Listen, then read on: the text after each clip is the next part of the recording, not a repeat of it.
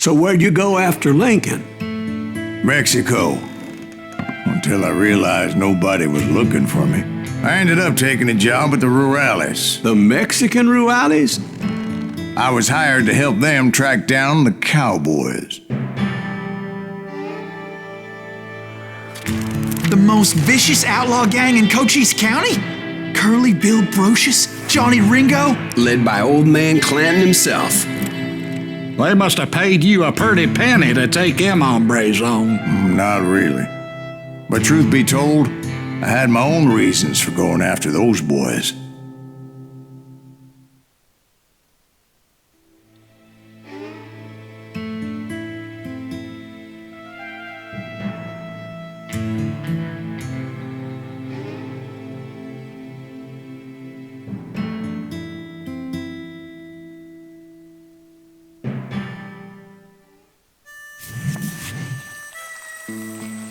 So was the bastard you were after now riding with the Cowboys? Roscoe Bob Bryant was his name. Oh. But no, this time it was a different bastard I was after. The aforementioned Mr. Ringo. And yes, he was working for old man Clanton.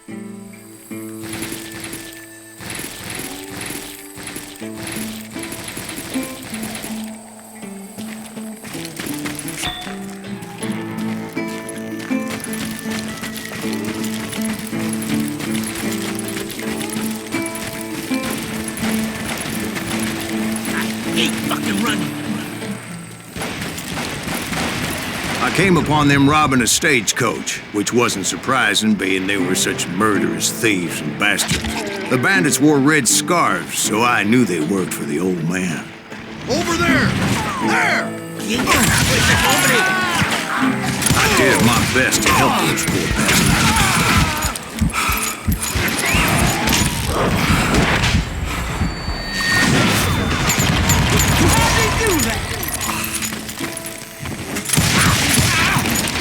Moments later, the attackers were dead, and I checked the stagecoach to see how many passengers were still breathing. None. It was then I wondered if the rocks weren't hiding more bandits. Was that all of them? Or did I just hit the rear guard? I quickly got my answer. They attacked from on high like Apaches often do.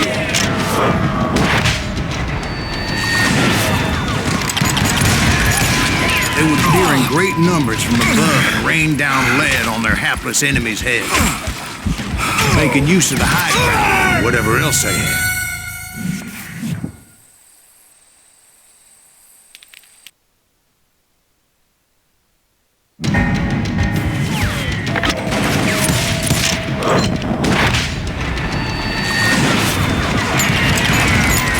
In great numbers from above and rain down lead on their hapless enemies' heads, making use of the high ground and whatever else they had. Yep, the Apaches always appeared out of nowhere, and there never seemed to be an end to them. Hold on. Were you attacked by Apaches? What happened to the Cowboys? Did I say they were Apaches? I said Clanton's Cowboys attacked me Apache style. I was in a pitched battle, but I was holding my own against an overwhelming enemy force.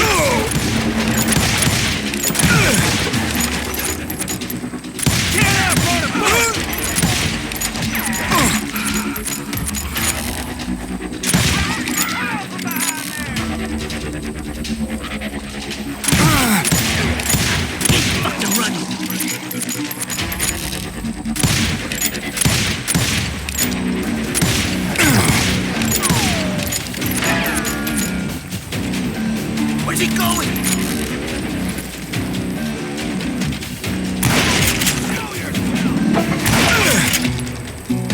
See, at the time, I was still pretty green and often blunder into regrettable situations.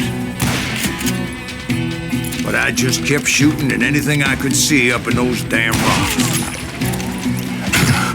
I didn't see Ringo, but I knew he was with the Cowboys. He and Roscoe Bob had done me a dreadful wrong, and I was determined to have my revenge. But to get to Ringo, I knew I'd have to fight my way past these other assholes first.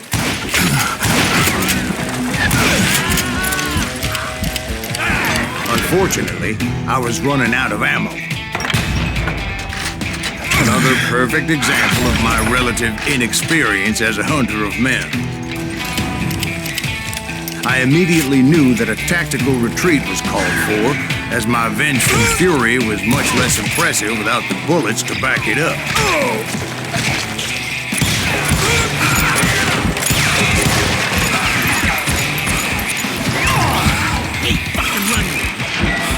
Finally, they managed to corner me.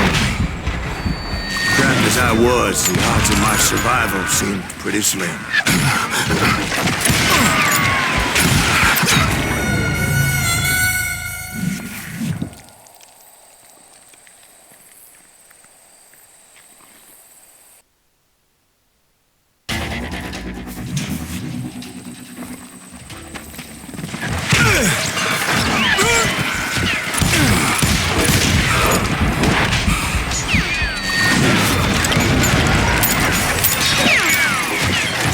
Luckily, serendipity was on my side as I suddenly spotted a way out of my predicament.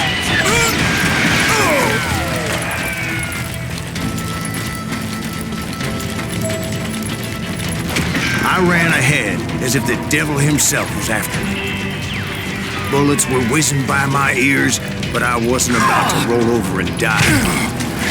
I just kept running like there was no tomorrow. Because there wouldn't be if Clanton and his men caught up with me. As I was scurrying around those caves, I thought, what was I thinking, going up against a gang like this?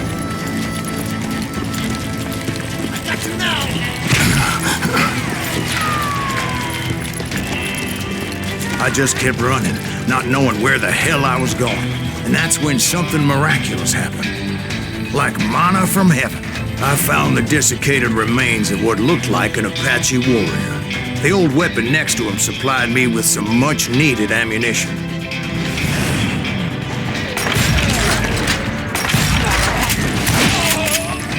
Bat Masterson once told me it was more important to be lucky than good, and he would know.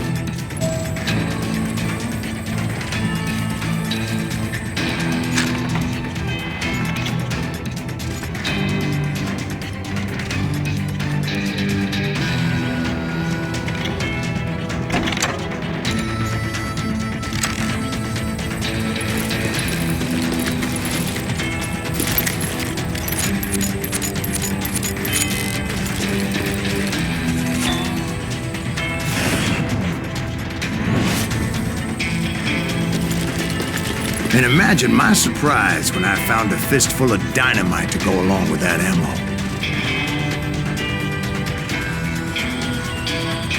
That stroke of good fortune evened the odds and bolstered my confidence.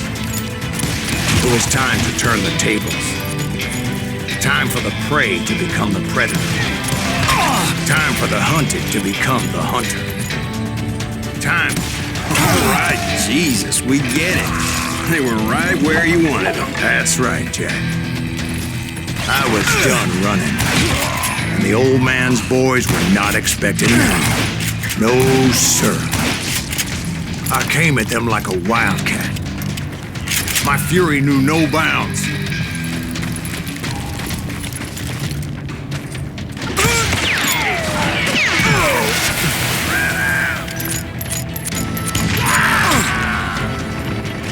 Where's he going?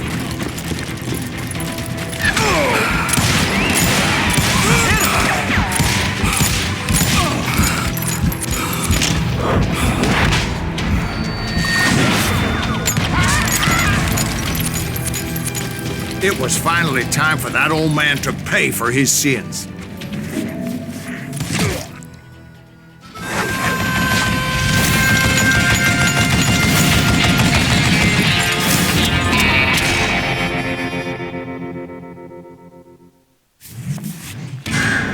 I yelled out at the top of my lungs, "Clanton, I'm coming for you!" A little stealth might have made more sense, to be perfectly honest. Because that old fool had a Gatling gun and enough bullets to last him till kingdom come. But I knew I could not let that deter me. Not if I was to find and kill Ringo. I needed to get that old man off that gun.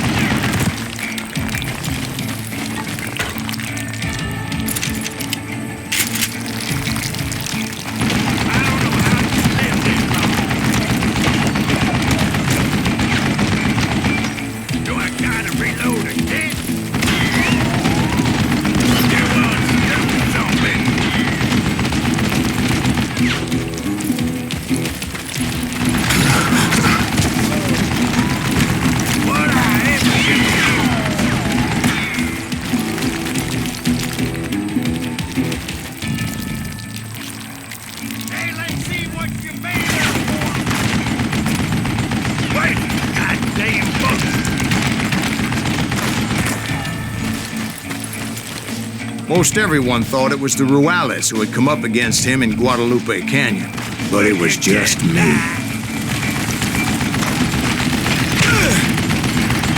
Damn contraption, damn again. He can't do that.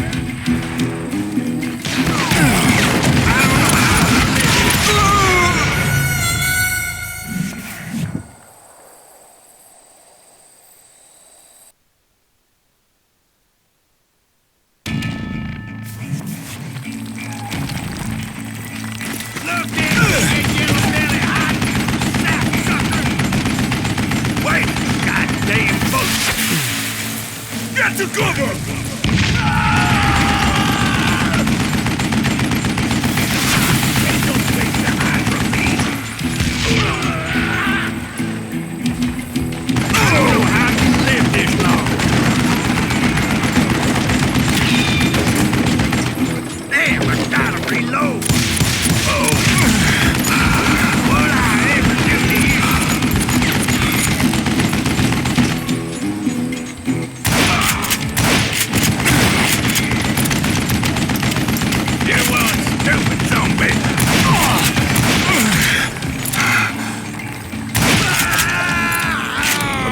One of the Cowboys made it out of there alive and told Ike and Billy Clanton that it wasn't a Mexican who took their father's life that day.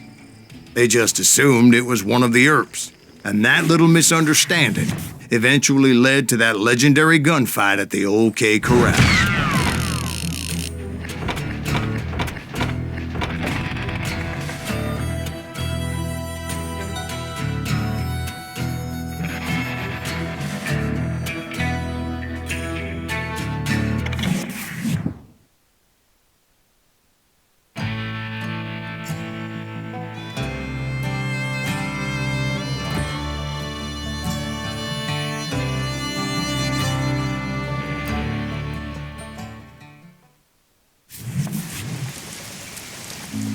A few weeks after that dust-up at the OK Corral, I was still after Johnny Ringo. I had tracked him and the Cowboys to their hideout at a sawmill, and they were loaded for bear.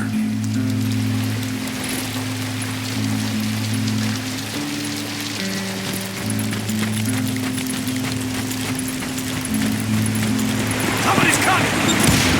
So, what exactly did Johnny Ringo do to piss you off? Well, him and that other bastard. Roscoe Bob Bryant? Yep. They both deserve to die, and I promise I'll tell you why. But first, I need to tell you about the Cowboys' new boss, Curly Bill Brocious. It's coming! Get ready, boys. How you like that? Curly Bill took charge of the Cowboys upon the old man's demise, and after that gunfight at the OK Corral, the Clantons wanted revenge.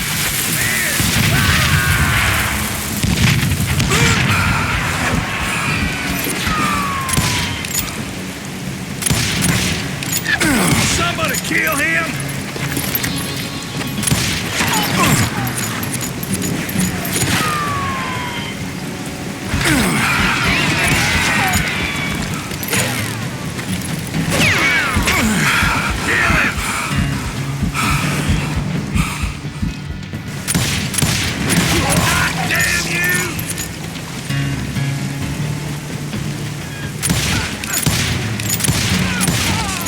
So they murdered Morgan Earp and grievously wounded his older brother, Virgil.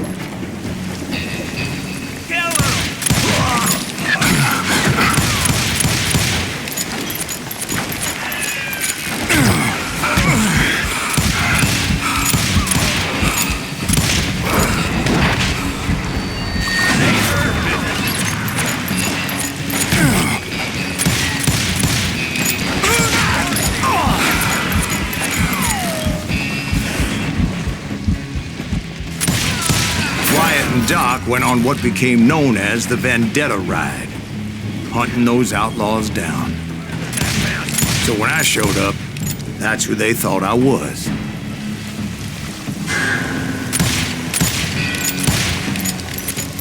Kill him!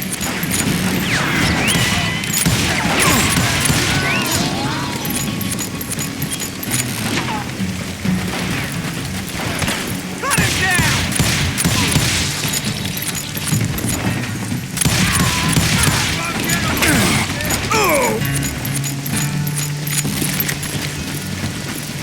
Come out, you yellow bastard!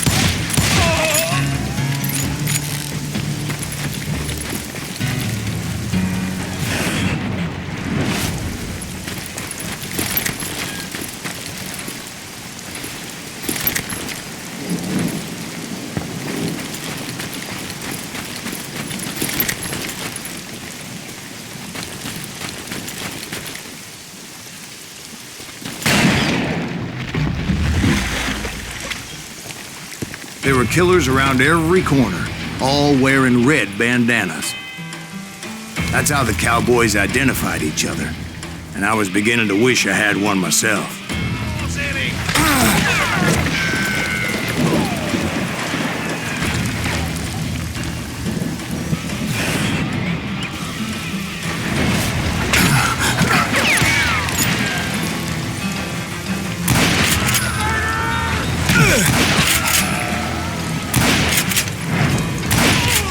But I wasn't about to let Ringo walk away unscathed. And that's what drove me forward.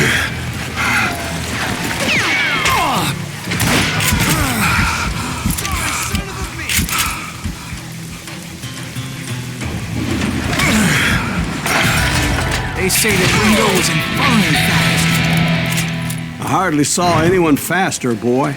Certainly not Wyatt Earp. That man was all hat and no cap.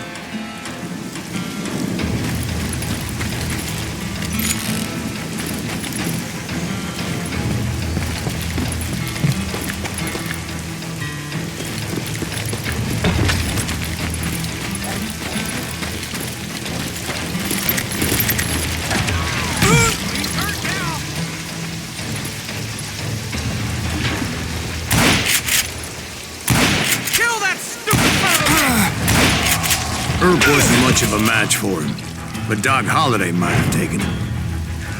That Lunger should have kept his nose out of it. They never charged anyone for the murder of Morgan Earp. Time to die!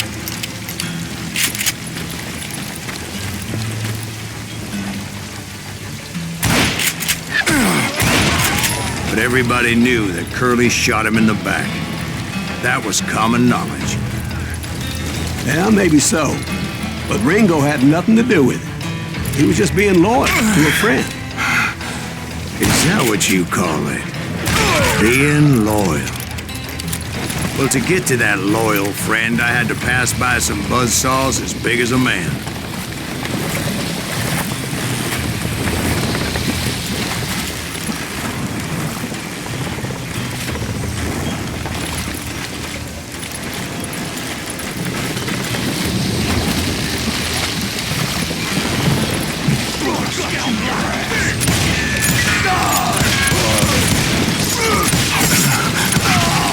Excuse me, sir. I have a question.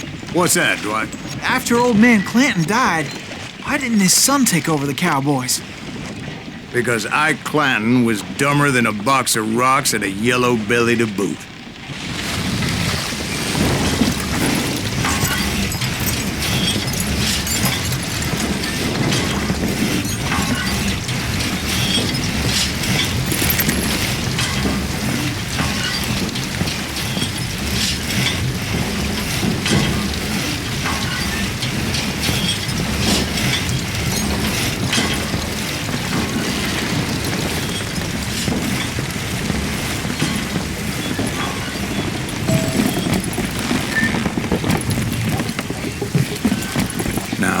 Where was I?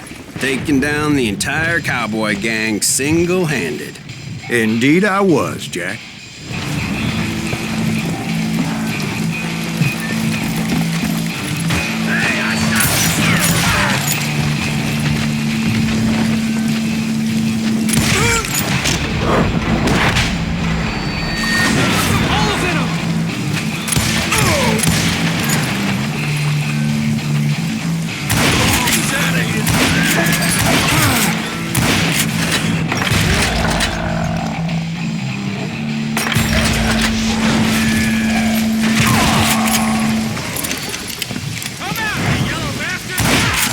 Though it wasn't easy, as those boys had good cover.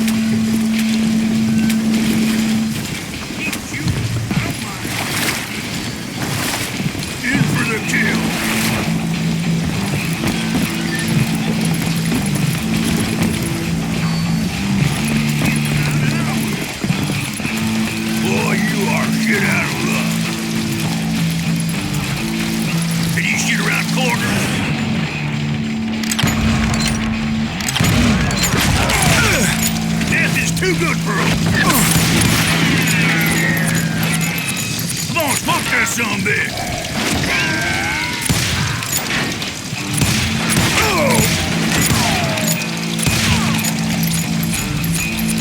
Blame you. You gonna need it.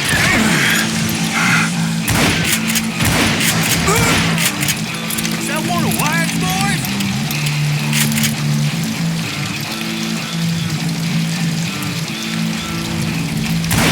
Bothered me none. In for the kill. He has it coming. Oh, now what? I'm tired of being shot at.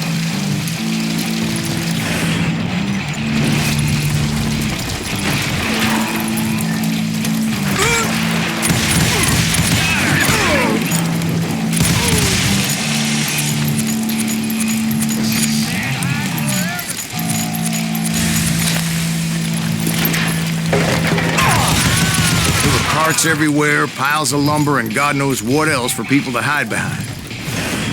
That really was one hell of a sawmill. Quite an impressive operation.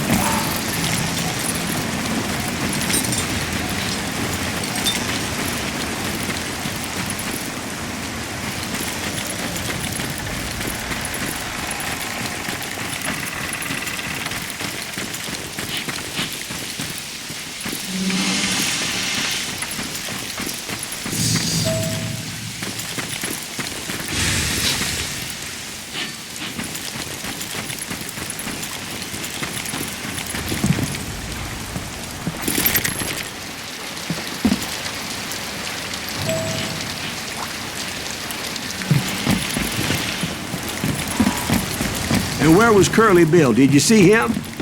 I'm about to get to that, Ben. Patience. I'm painting a picture here. There was this beautiful waterfall and a crystal clear stream that led to a verdant valley that was truly... Consider your picture painted. What happened next? Well, finally the bastards that were still alive made a last stand.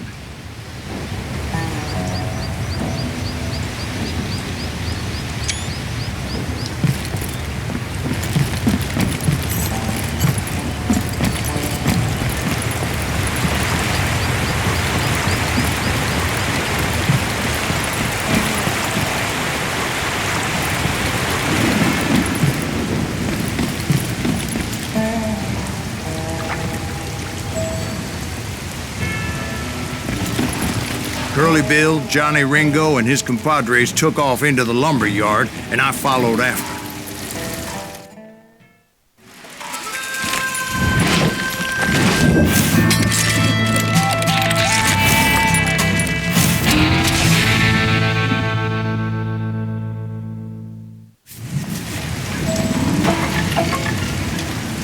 Are you saying they ran?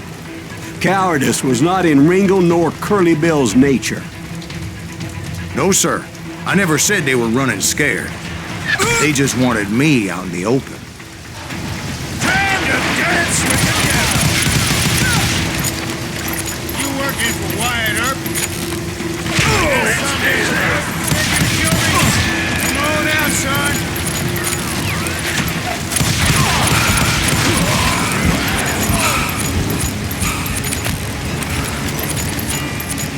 You can't hide forever, boy.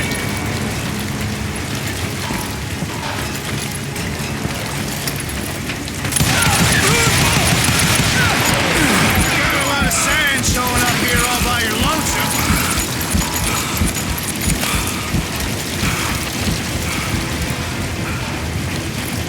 You're dead.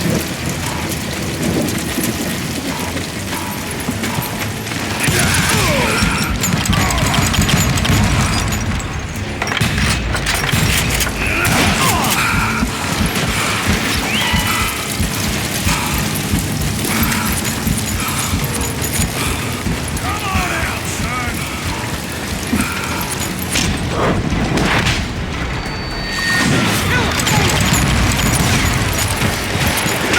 Big mistake.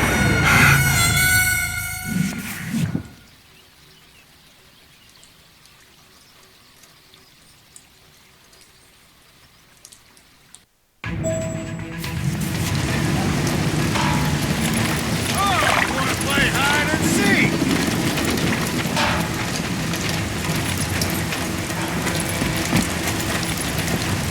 No one kills Curly Bill. Catch my breath. You want some more? Working for Wyatt Earp. What incarnation? Shit.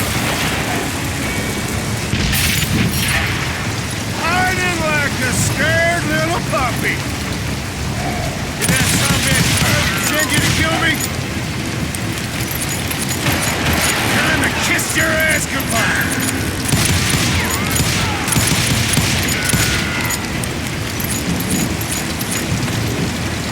This ain't my day to die.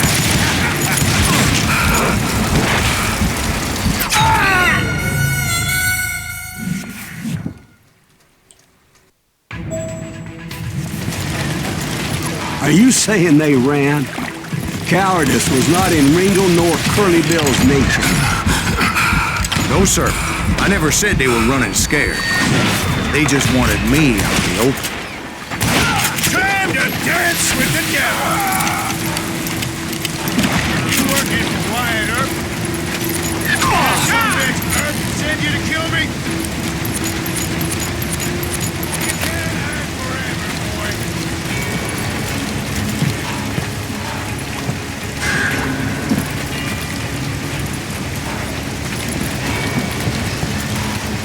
Can't hide forever.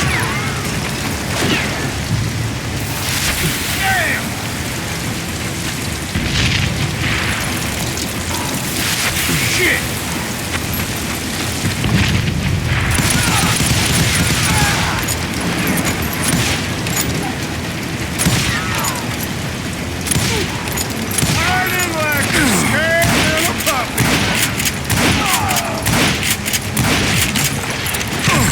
Brocious gave me no choice but to take his life. But Ringo was nowhere to be found. I knew you didn't kill Ringo, because he was found dead in a different location altogether. To this day, his killer is still unknown. Indeed. Took me a few months before I finally tracked his ass to West Turkey Creek Canyon.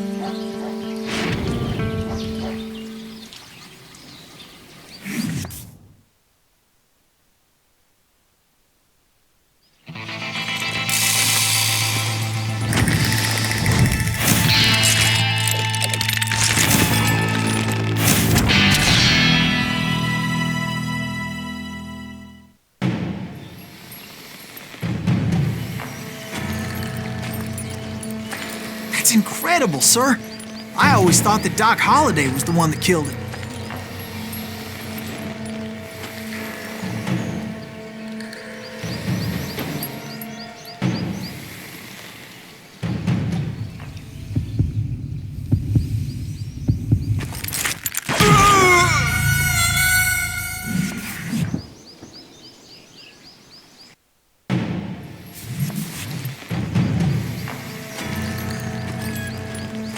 That's incredible, sir. I always thought that Doc Holliday was the one that killed him.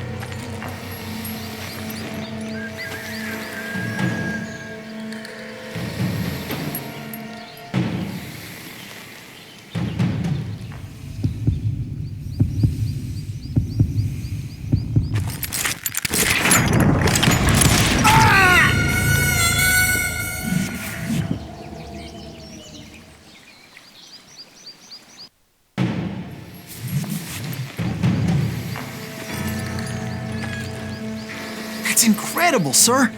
I always thought that Doc Holliday was the one that killed him.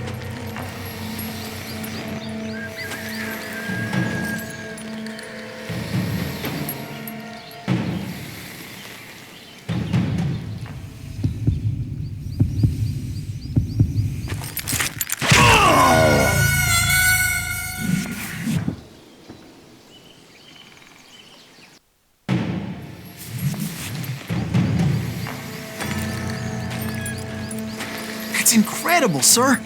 I always thought that Doc Holliday was the one that killed him.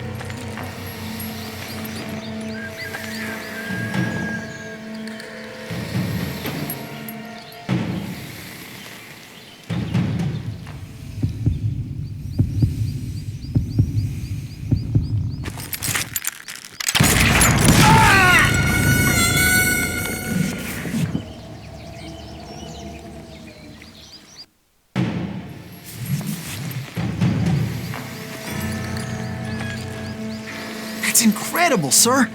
I always thought that Doc Holliday was the one that killed him.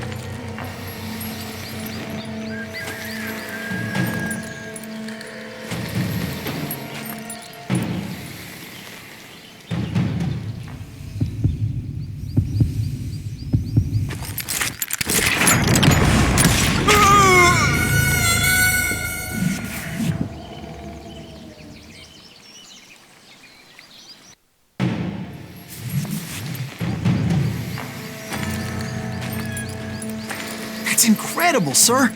I always thought that Doc Holliday was the one that killed him.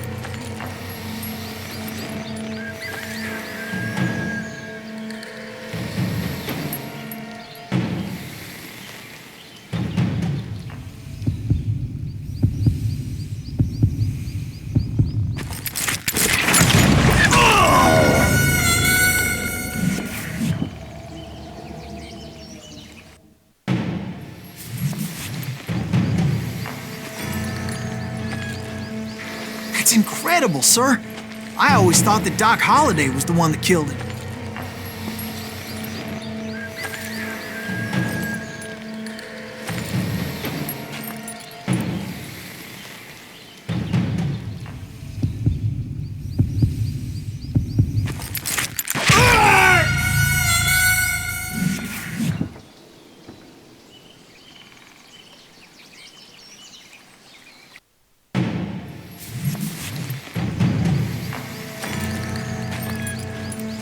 That's incredible, sir. I always thought that Doc Holliday was the one that killed him.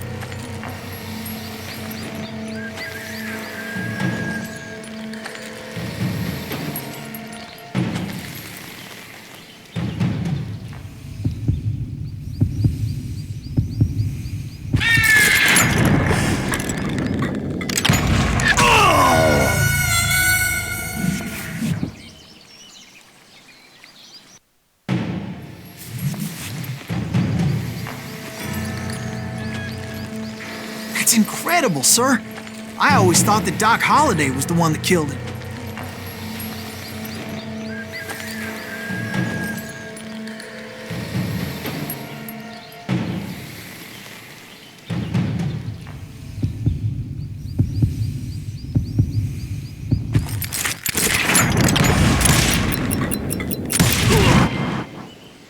Sorry I had to ruin the legend for you, boy.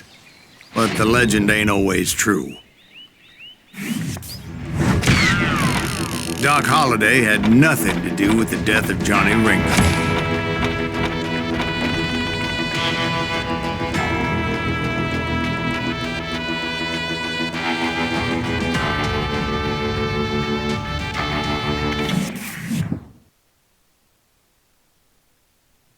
I was paid a healthy bounty for Ringo and Curly Bill, and realized there was real money to be made. That's why I went after Henry Plummer.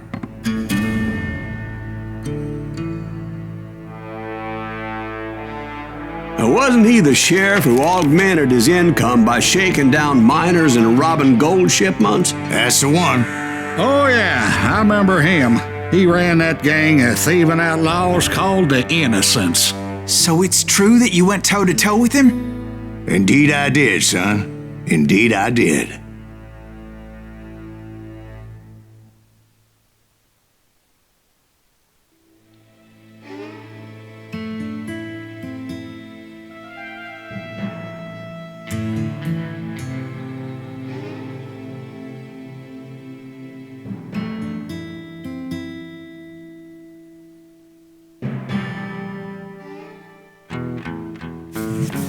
I knew I needed resources if I was going to track down Roscoe Bob Bryant, and hunting Plummer looked like a good way to get rich quick.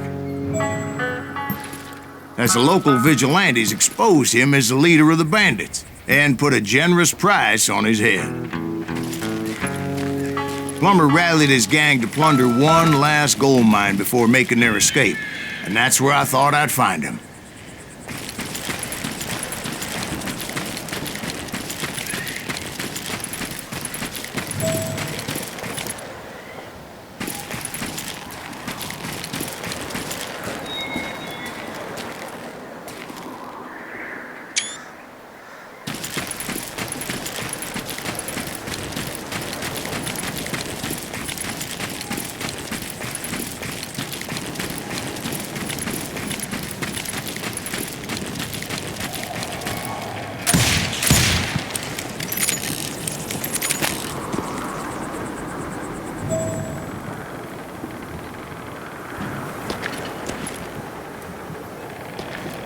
It makes me nervous standing so close to all these goddamn barrels of gunpowder. Why would you be nervous? No one has the cojones to come after us. As long as you don't light up a cigar, we're fine. As my late father pointed out to me more than once, God made men, but Samuel Colt made them equal.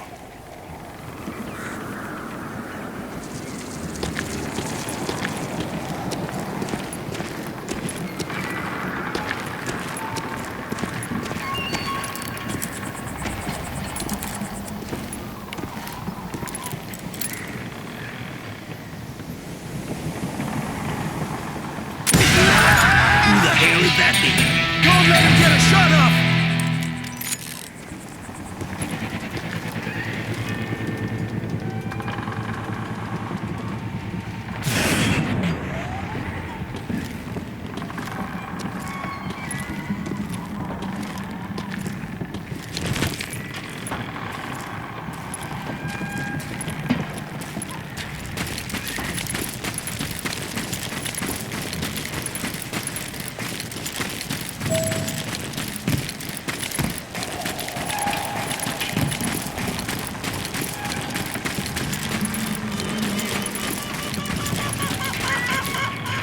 I knew that dynamite wasn't mine, so I decided the polite thing would be to return it.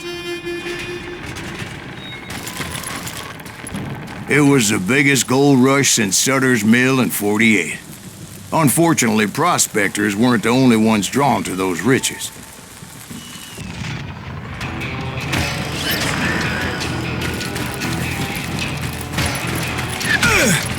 You know who we are.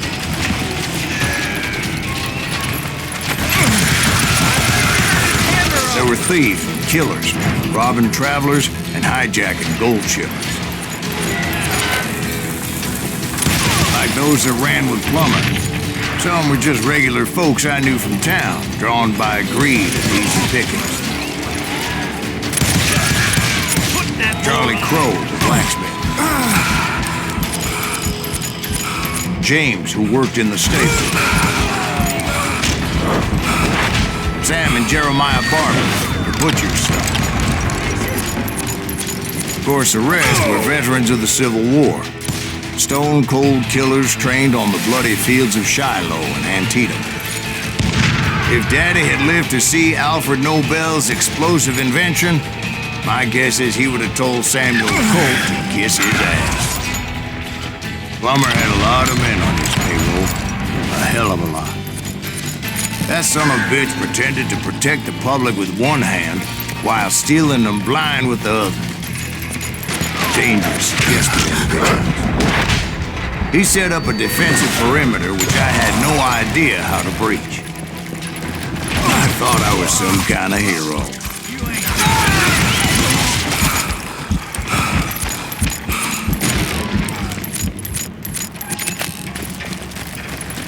Get out of here!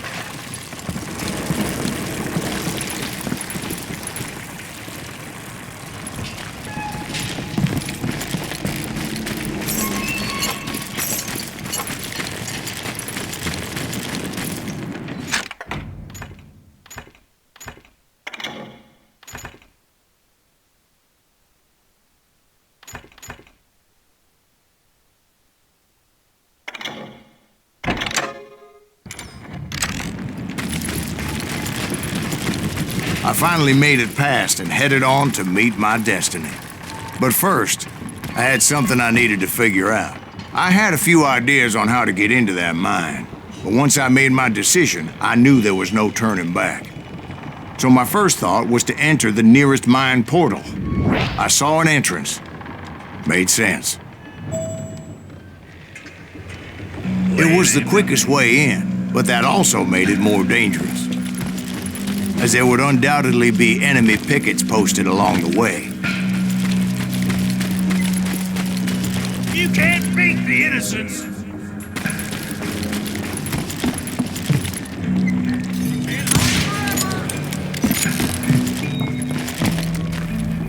Plummer wants that asshole dead.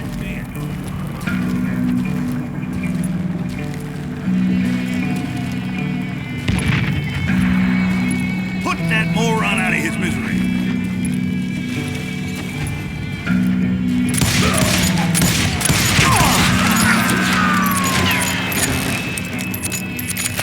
Do you know who we are? It's the Cowboys!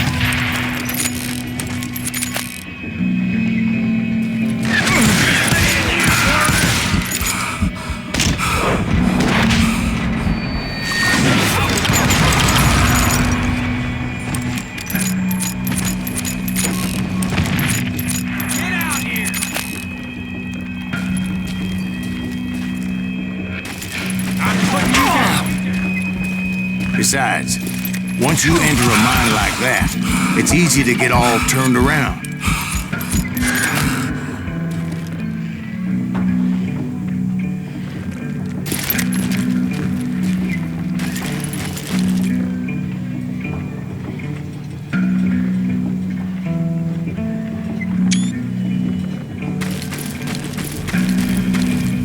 And that confusing maze of corridors wouldn't even be the worst of it. Some of those shafts could be as deep as hell.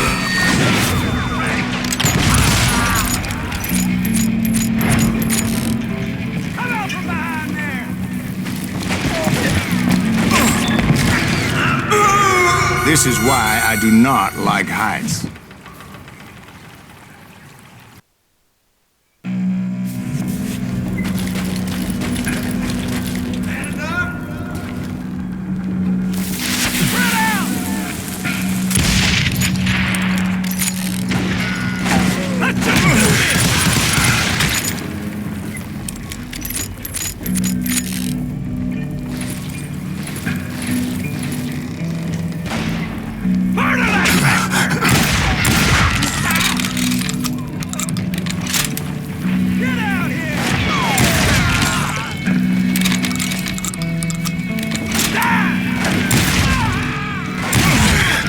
Single stumble or misstep can easily end in a deadly plunge to oblivion.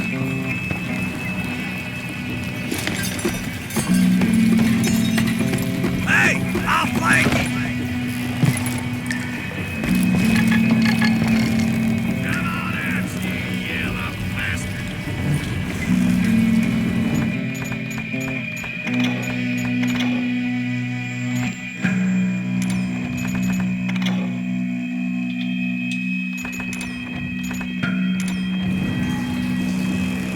You're dead!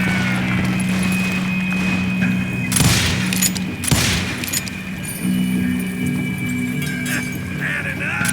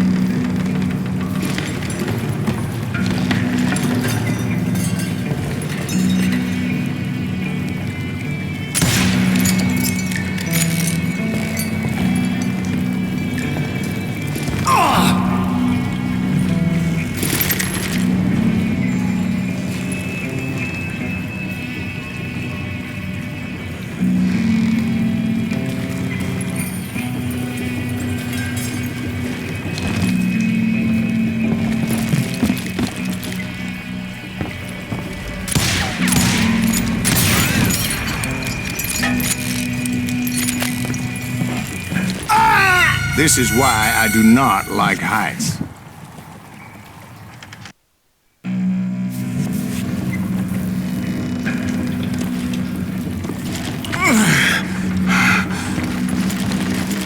Quick reflexes often make up for a lack of common sense.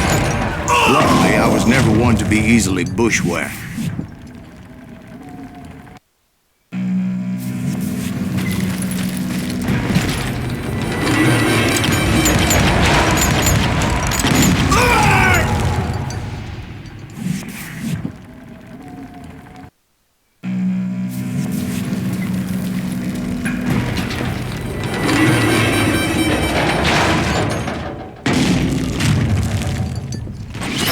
I would just need to be careful not to blow myself to kingdom come. With all that gunpowder and dynamite everywhere, a body has to know what he's shooting at. All it takes is one tiny spark, and boom. Take that asshole out!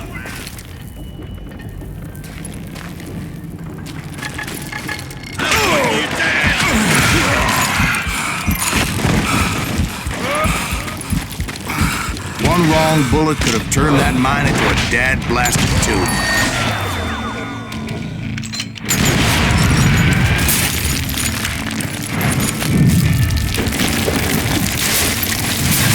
I freely admit that my plan of attack was not just moronic, but clearly insane.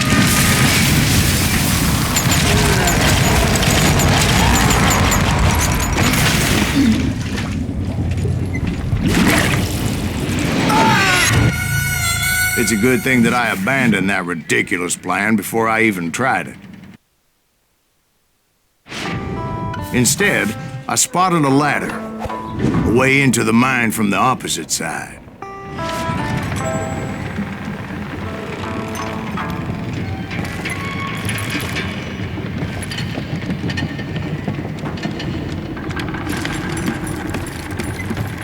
It was a long way around, but that approach seemed more sensible at the time. Of course, being I had a problem with heights, that scaffolding scared the bejesus out of me. Climbing down that ladder required some caution, because even though I had a younger man's reflexes, no man can dodge a damn bullet while climbing down a rickety ladder. I needed to make a leap of faith. Which ain't easy when you're suspended between heaven and hell. I was determined not to give up, however. That Sheriff Plummer seemed quite the despicable character. When the vigilantes discovered what the sheriff was up to, people were outraged. That 10,000 they put on his head would go a long way to help me find old Bob.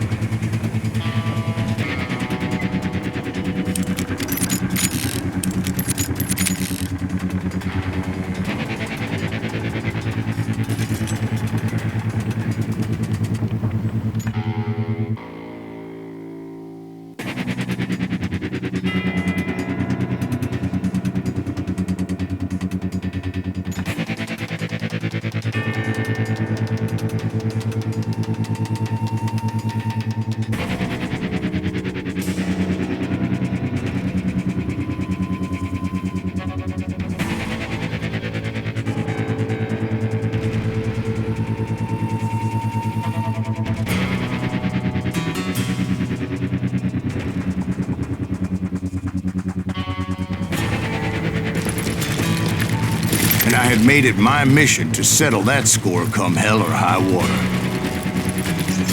But first, I would have to make a choice. Take the elevator or climb the ladder.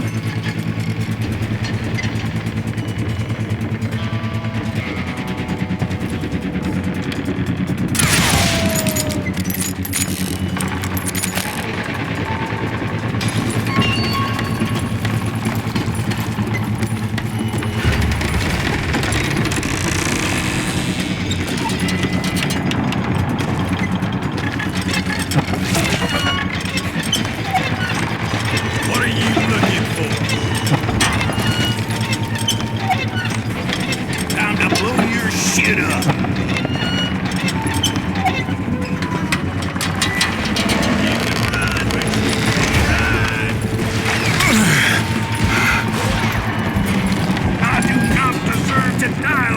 this!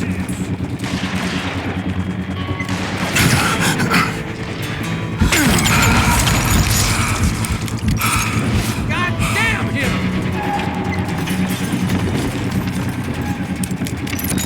Had enough?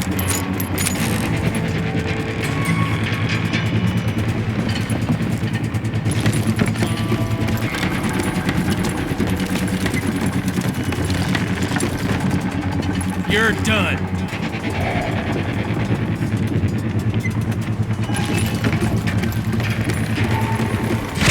Right here.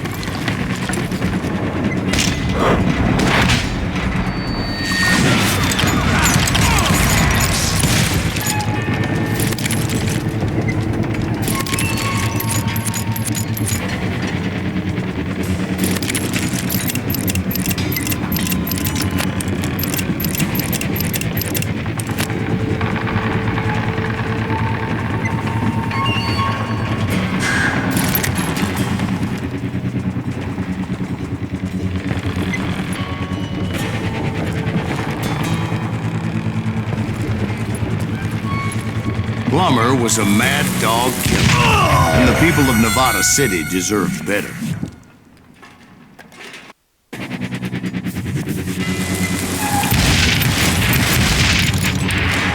that moron out of his misery.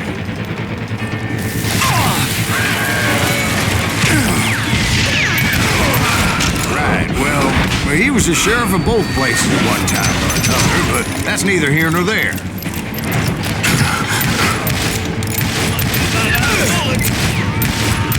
The point was, taking him down would save a lot of lives, including my own.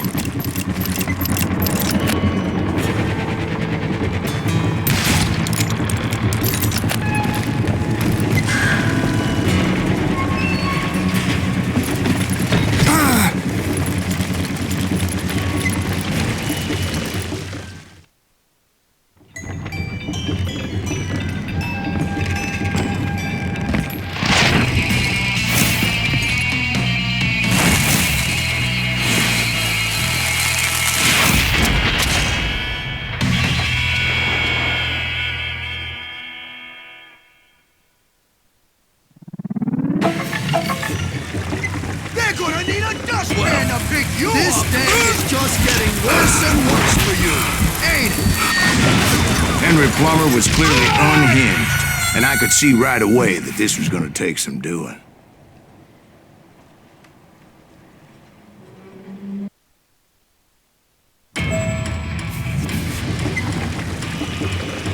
They're gonna bury you in a million pieces!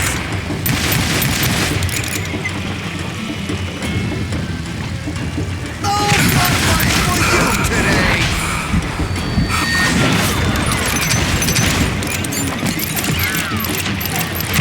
You want some more? You can shoot, but can you aim? They're gonna bury you in a million pieces! What do you think?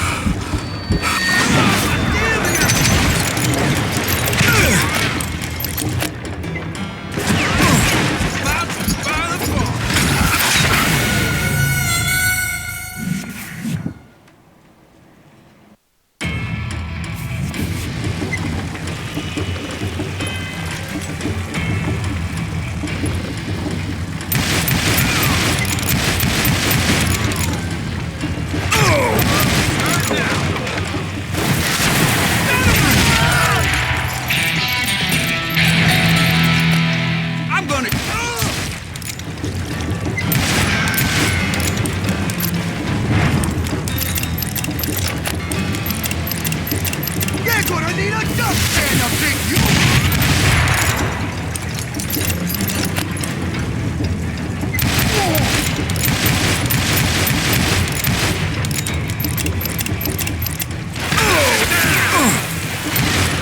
This cocksucker is smarter than he looks! Gonna blow you into next week, boy!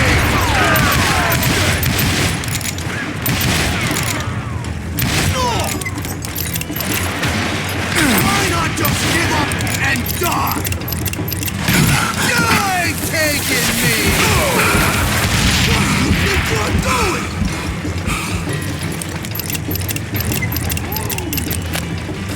You can shoot, but can you?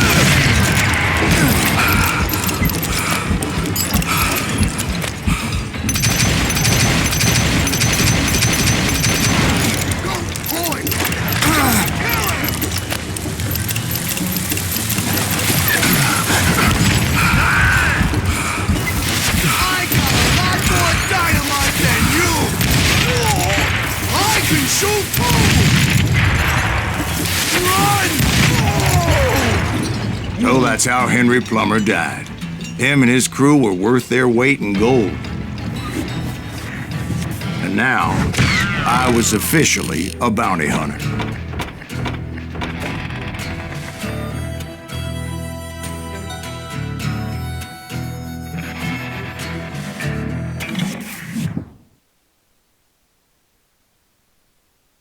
So, did you finally go after that Bob feller? Well, I heard word he was in Kansas with John Wesley Hardin. So that's where I went. Where in Kansas? Abilene. Why do you ask, Ben? No reason. Was Hardin as fast as Ringo? Ringo was fast, but John Wesley was as fast as the devil himself.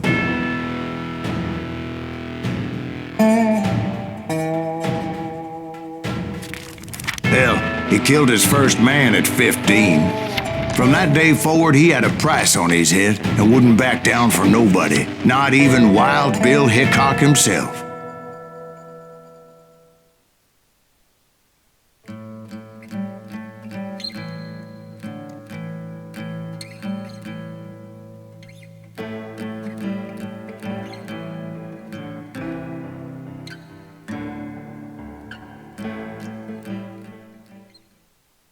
I dodged death many a time, and that night in Abilene was no different.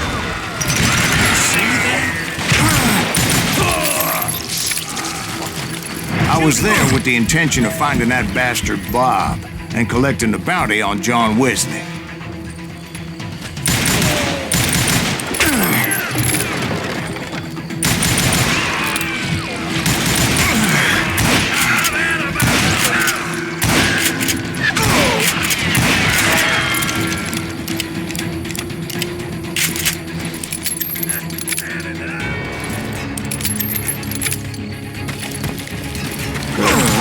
Texas Rangers got heart.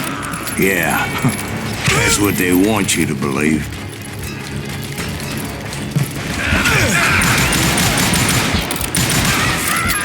It was cold in a witch's tit and a brass bra that night as I fought my way past his loyal compadres.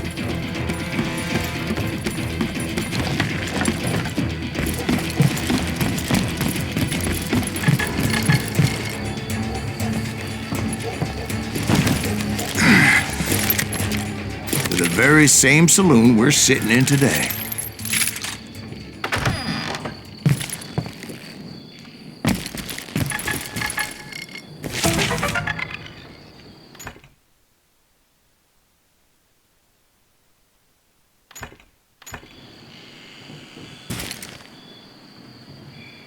You can run, but you can't hide.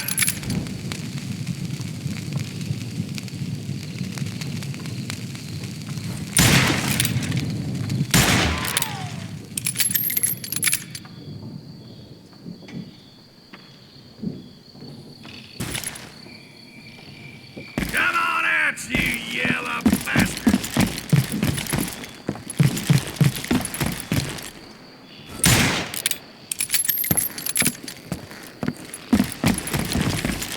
Look around and imagine this place painted in blood.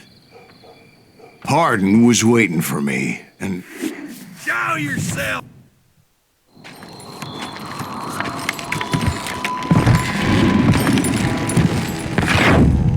Wait, I'm jumping the gun here. Let me back up and give you some background on this sumbitch. He deserves that much. Don't you think so, Ben? John Wesley Hardin was a killer.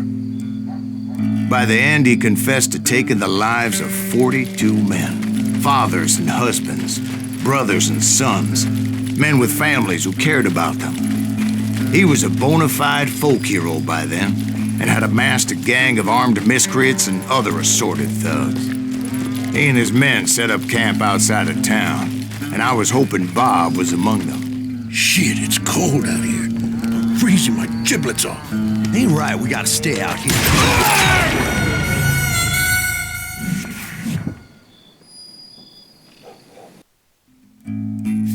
Better 3 hours early than a minute too late.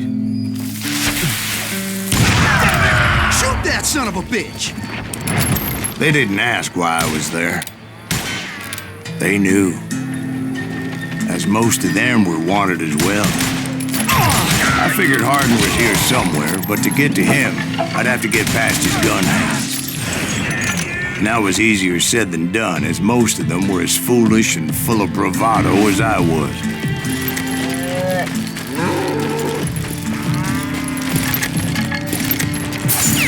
I had to spill a lot of blood to find out Hardin wasn't in that camp. He was carousing in town with his closest friends.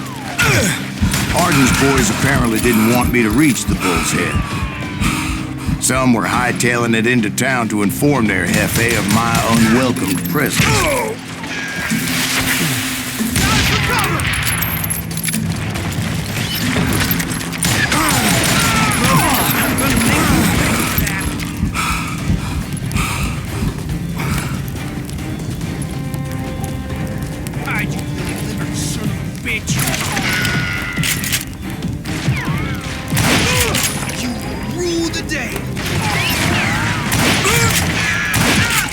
Tell Hardin someone's coming for him!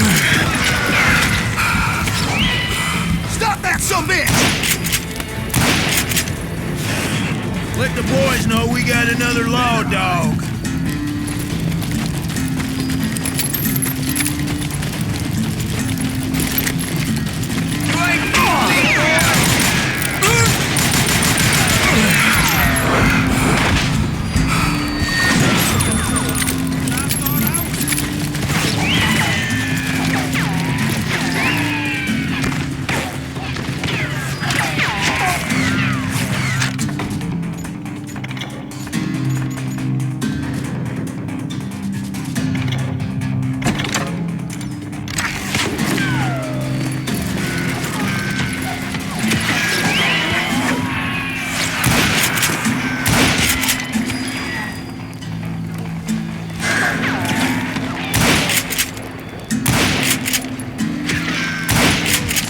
I wondered if Bob was among them.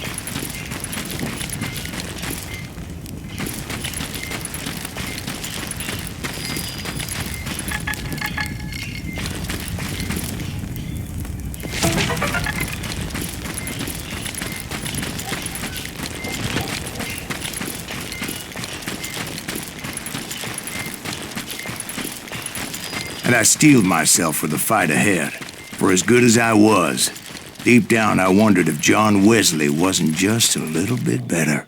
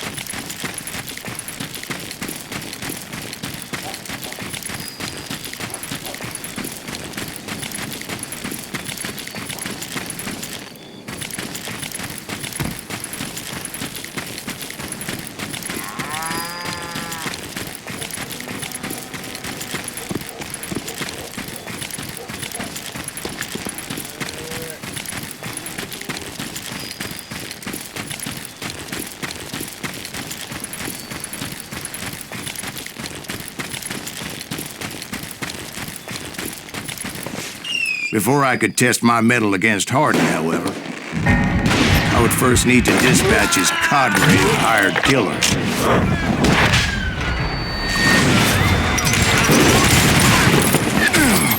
Most of these degenerates were beyond redemption, but John Wesley might have been a different story.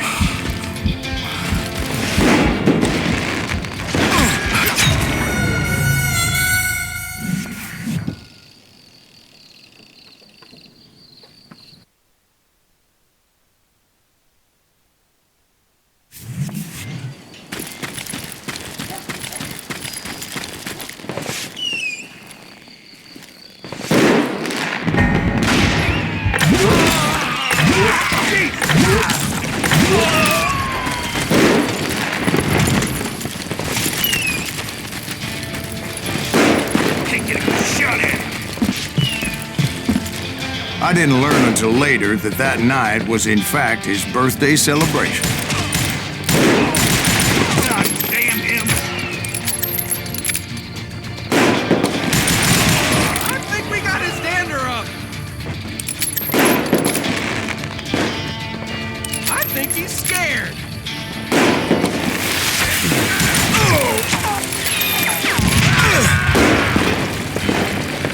Take him down!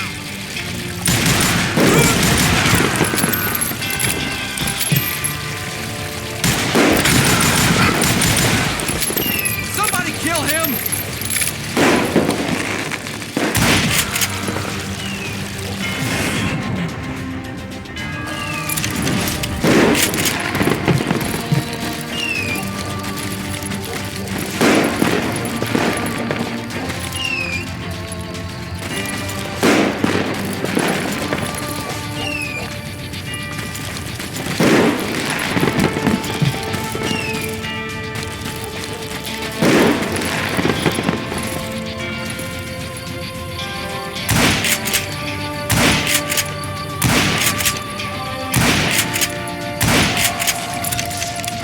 Crazy bastard!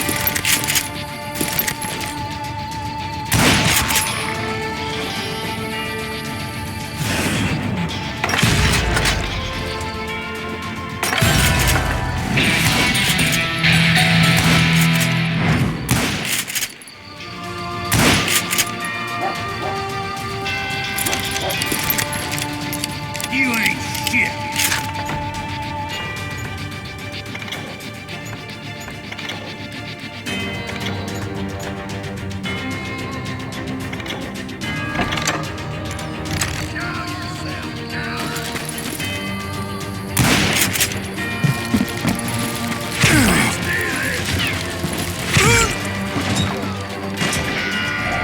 Die already!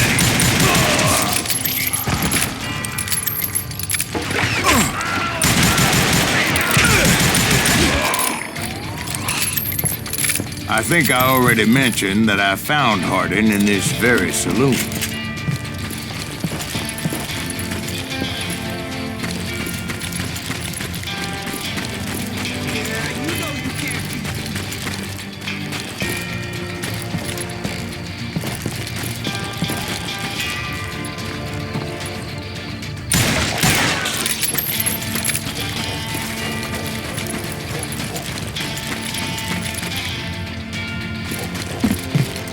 You can't hide from me.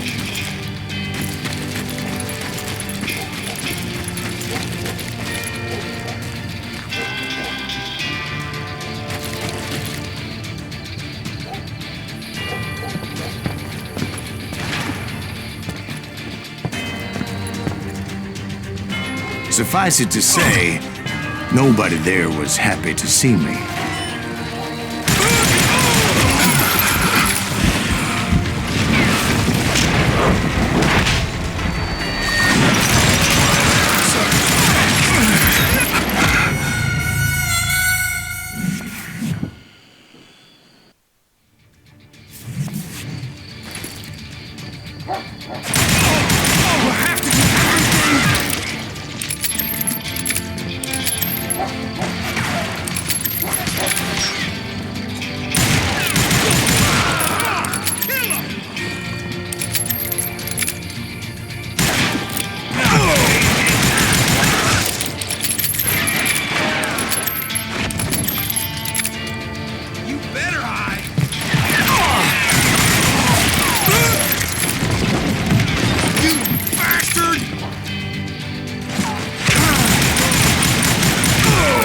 In fact, I felt a certain hostility.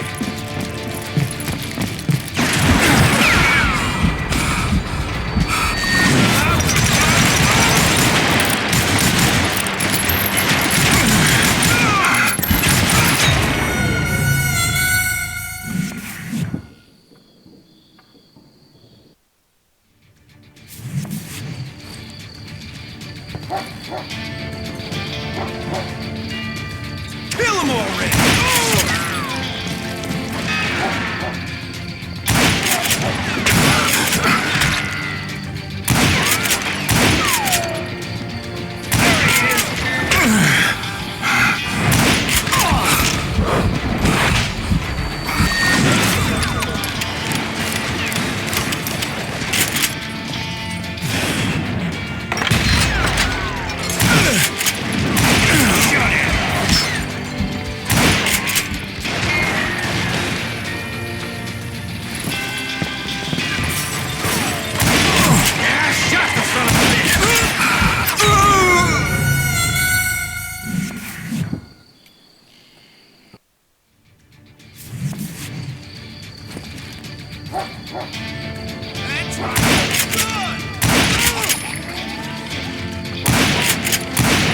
Did that asshole just kill Red?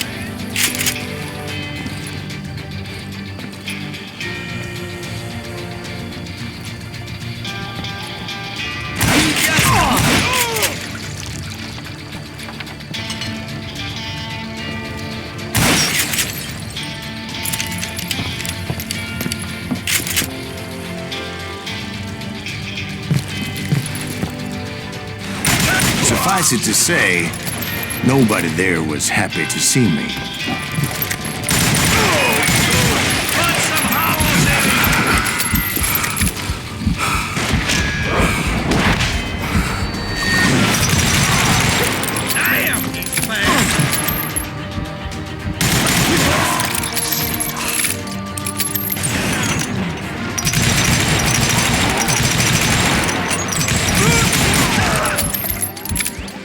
I was disappointed that neither Bob nor John Wesley were among the dead.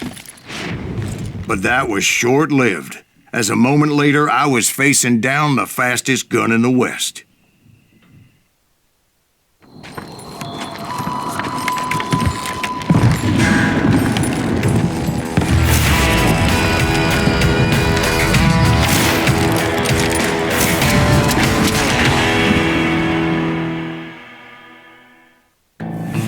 I felt a bolt of adrenaline, or maybe that was fear. He was well known for his tricks, and I knew I'd need my own if I was ever to defeat him.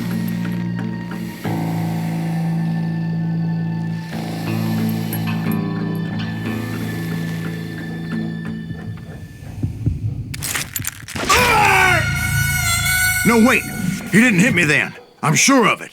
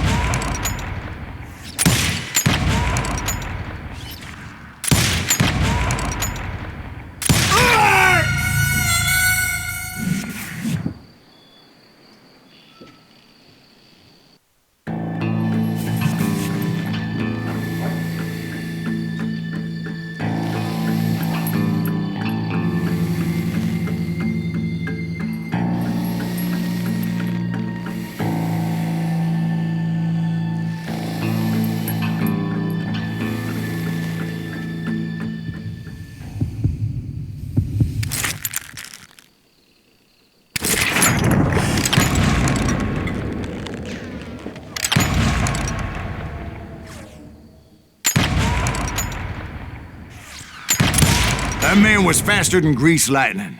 But being inebriated as he was, he didn't count his shots. And now, he was at my mercy. So he didn't die? No, I sent him to prison. Years later, after he was free, some restless avenger took his life. Shot him in the back at a saloon just like this one. Anybody up for another beer? Ben?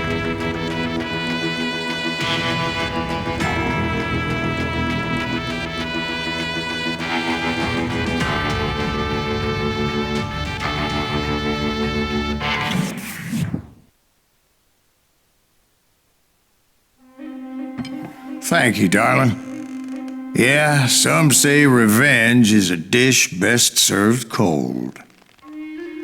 So whatever happened to that Bob guy you were after? Personally, I'd like to hear some of your other adventures. Like, I don't know, did you ever go toe-to-toe with a red man?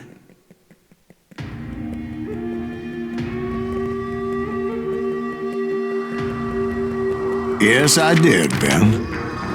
I remember once I was after this renegade Apache, Grey Wolf. Strangely enough, revenge was also his primary motivation.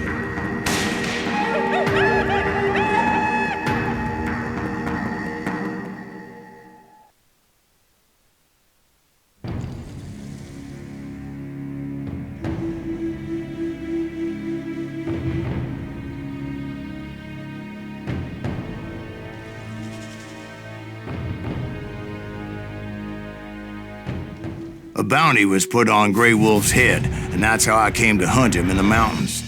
Mountains so high they tickled the nether regions of heaven.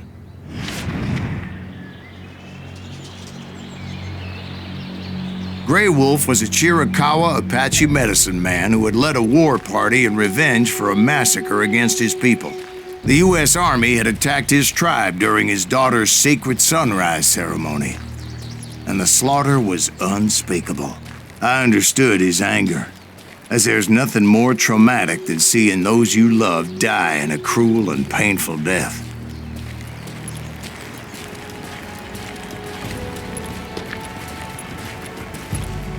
Right from the beginning, I couldn't shake the feeling that Grey Wolf was watching my every move.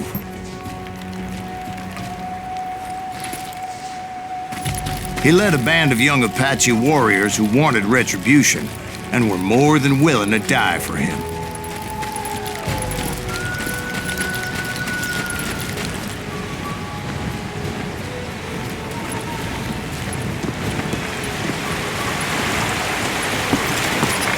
They saw me before I saw them.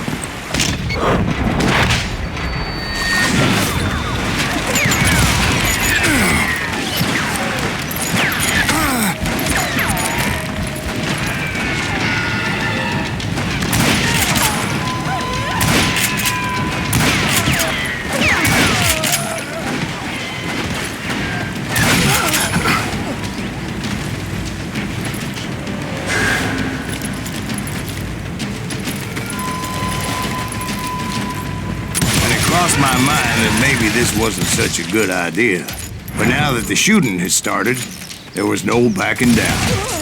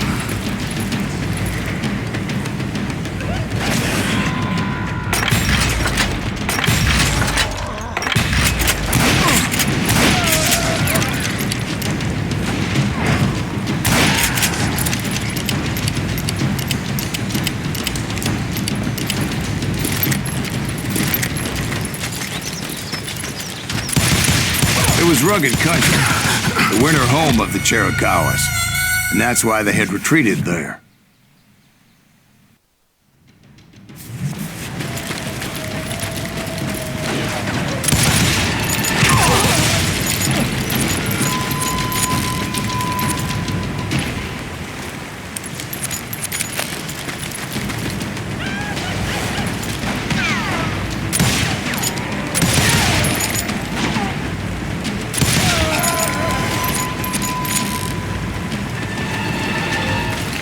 admit to having some regrets about going after them the way I did. But then again, I got a lot of those.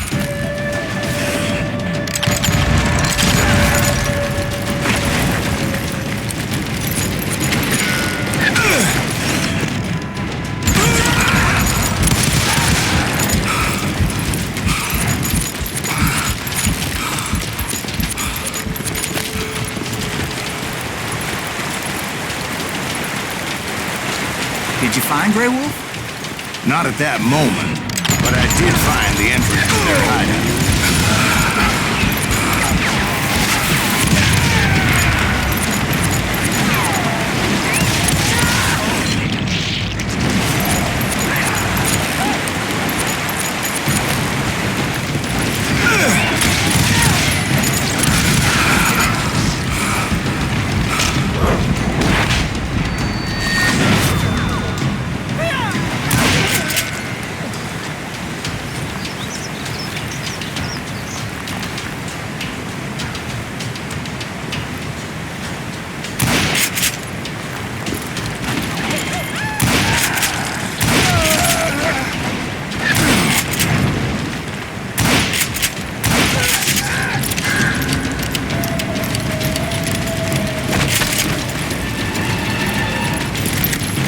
Deep crevice that led to a deeper cave.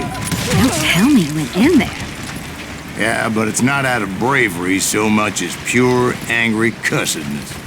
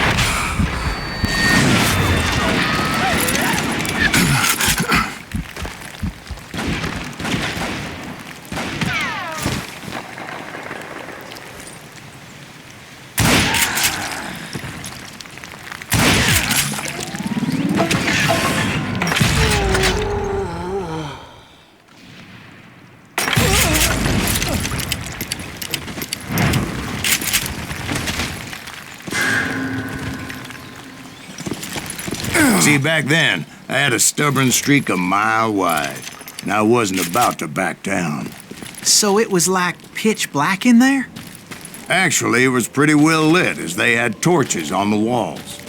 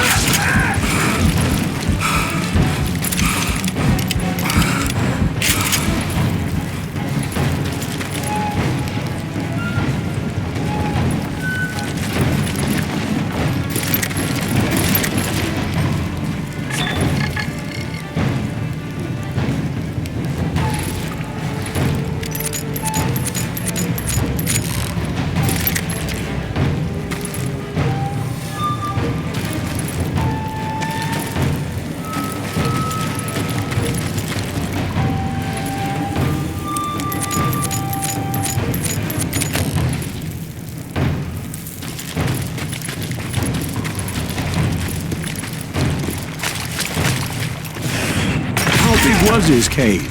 Big as hell, man. Chiricahua had hid out there during the Indian Wars.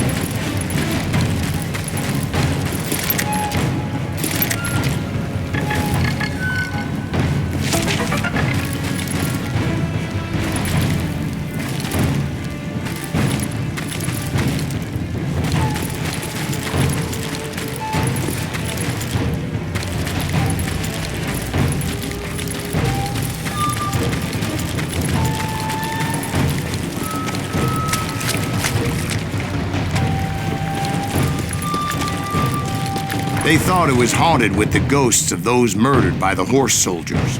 The cave was haunted with dead Indian ghosts?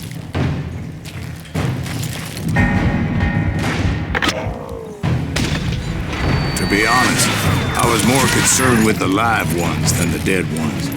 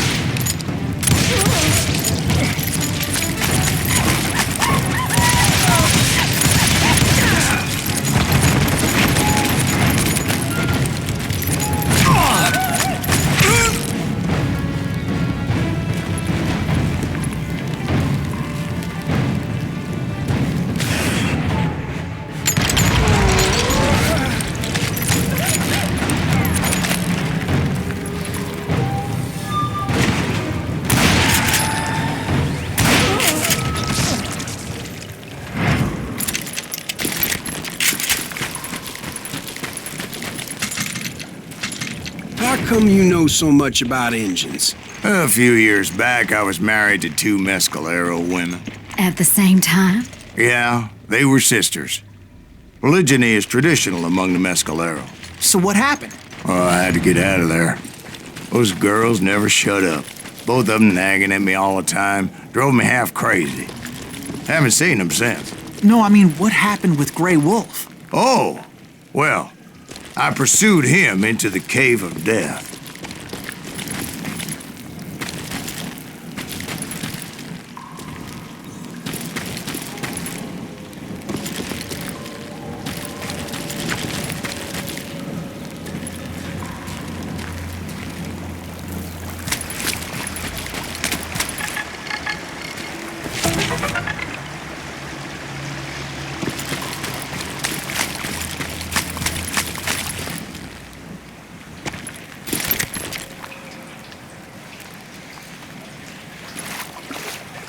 I came upon this flooded grotto, and that's when I saw him.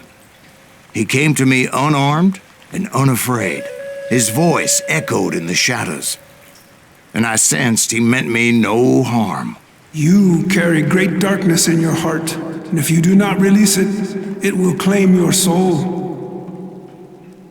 The sound of his voice put some kind of ancient Indian spell on me.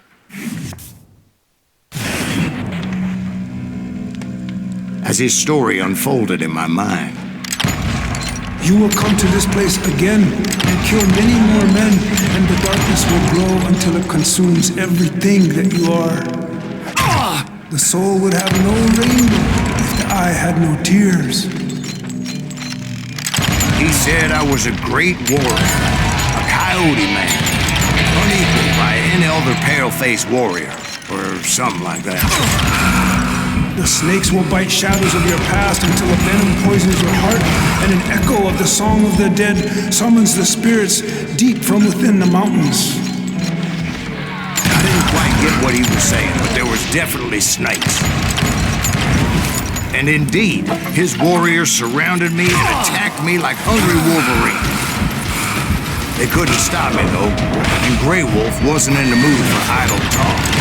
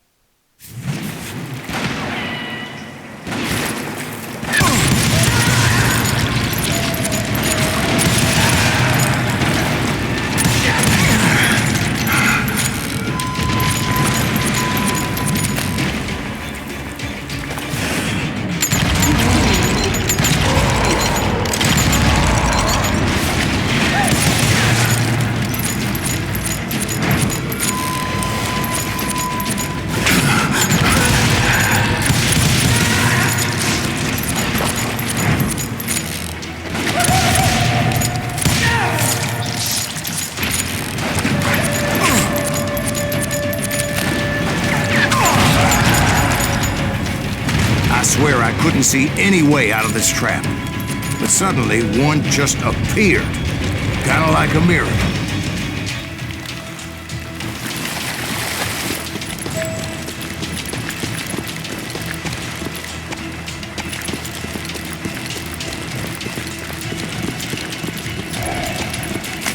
I felt like I would be lost in that damn cave forever.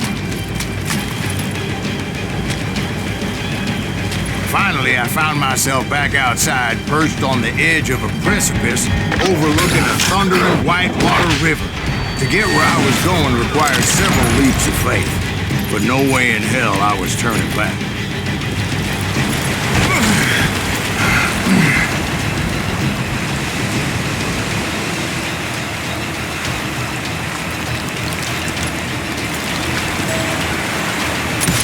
Chased after him, determined to make him explain the meaning of all that mumbo-jumbo.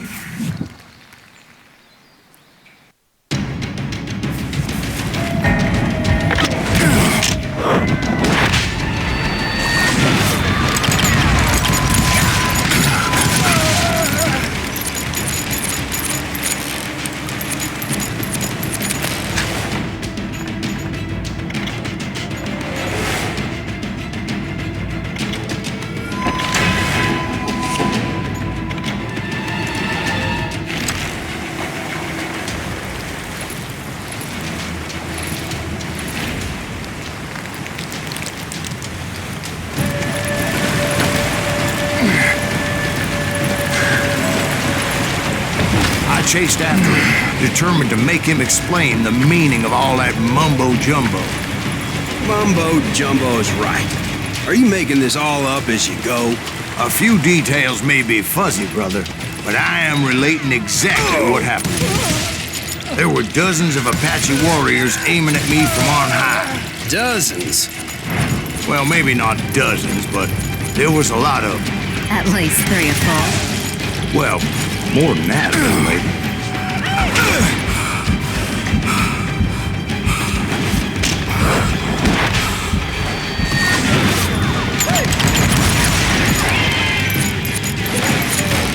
I had a steep climb up creek ahead of me and scrambled up those rocks like a mountain goat.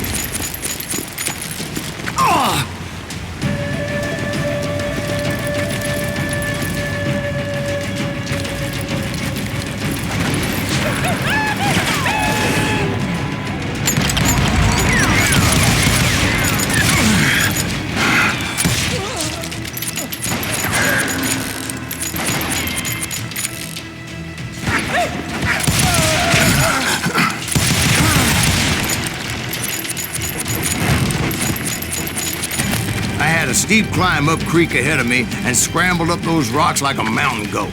I was determined to locate Grey Wolf and find out exactly what the hell he was trying to tell me. And wouldn't you know it, that crafty son of a bitch led me right into a trap. What kind of trap? Well, son, there had to be at least 100 Apaches around here. 100? God be my witness. Oh, come on. Who are you kidding? Hey, I believe you. Come on, tell us how it ended. All right, but I'm not gonna drag this out. Where were we? You were surrounded by 100 Apache warriors. Well, I didn't take the time to count them exactly, but there were a lot of them. You were surrounded by 100 Apache warriors. Well, I didn't take the time to count them exactly, but there were a lot of them.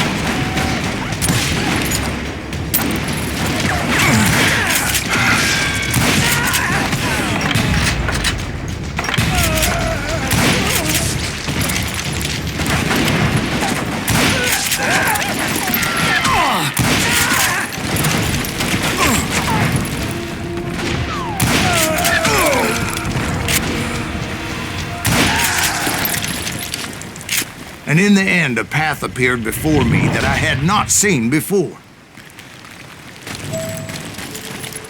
I followed it as I desperately needed to find out what Grey Wolf was trying to tell me.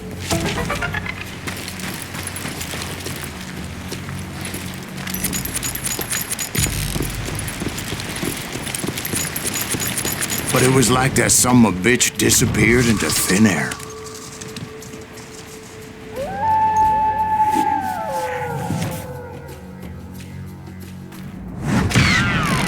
Never did find him. And never did collect my goddamn bounty.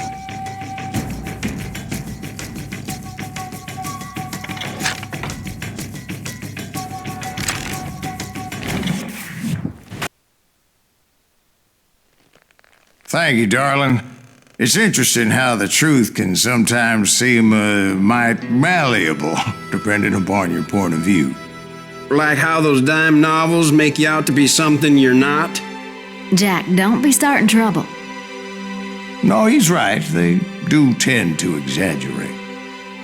Did they exaggerate your part in taking down the Daltons? Well, I was there in the flesh, boy, so I saw what happened firsthand.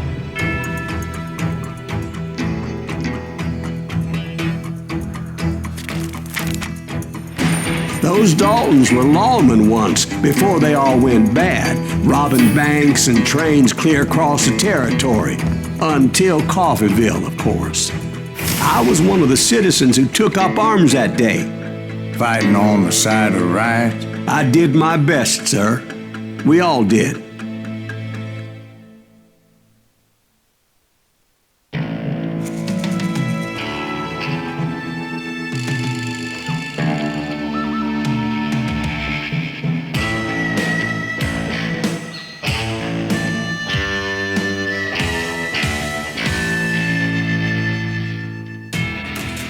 It was early morning. One of my friends was a local gunsmith, and he handed out firearms to anybody who'd take one. You see, the Daltons got it in their heads to rob 2 banks at the same time. 2 banks on the same damn street. Get him, boy!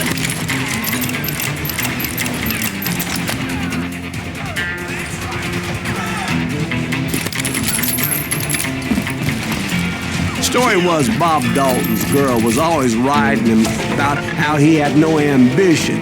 Oh, you're nobody next to Jesse James, she'd say. Finally, the bastard took his brothers to Coffeeville just to shut her up. Right. It's always the woman's fault.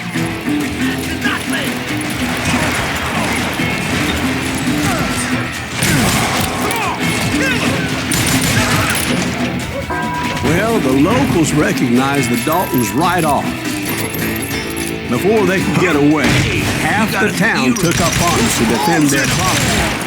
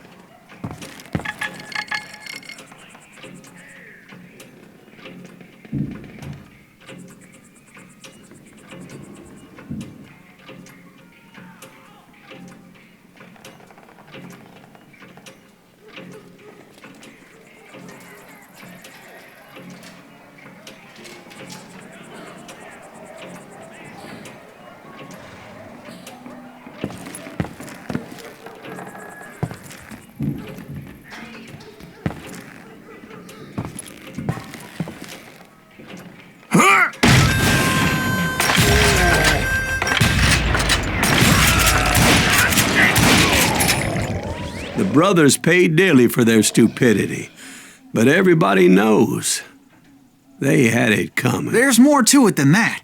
I read all about that day, so I know for a fact that it went down very differently.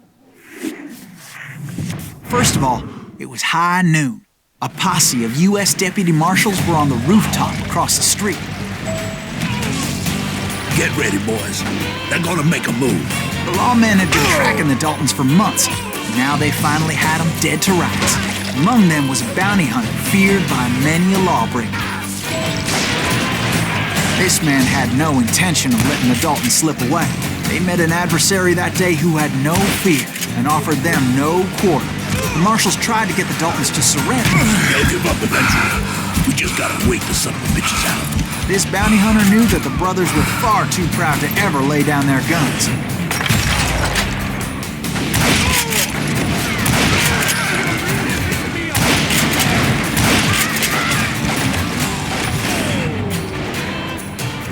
He went in there alone to confront those criminals.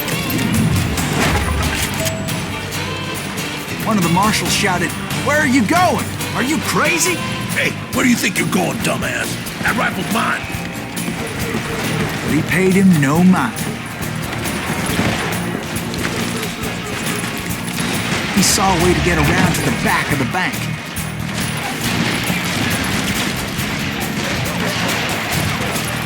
Then he figured out how to hit the Daltons from a direction they weren't expecting.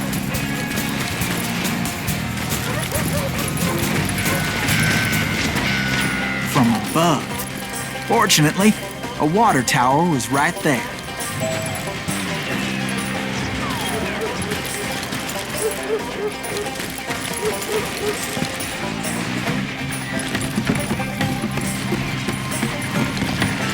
A moment later, he was climbing up a steep ladder, laughing at danger as he did.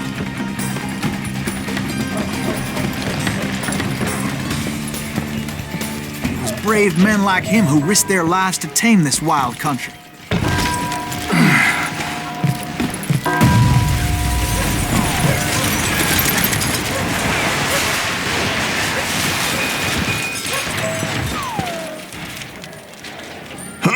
We've got company.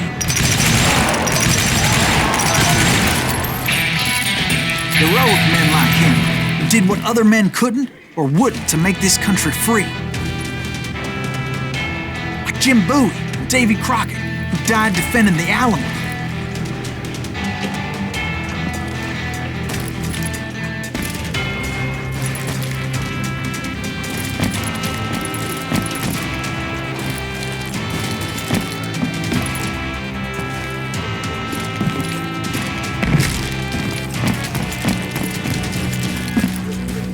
Is that Silas Greaves? Son of a bitch!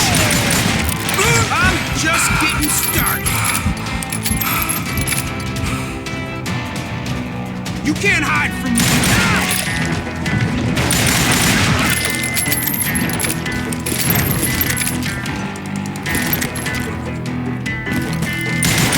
You rule the day.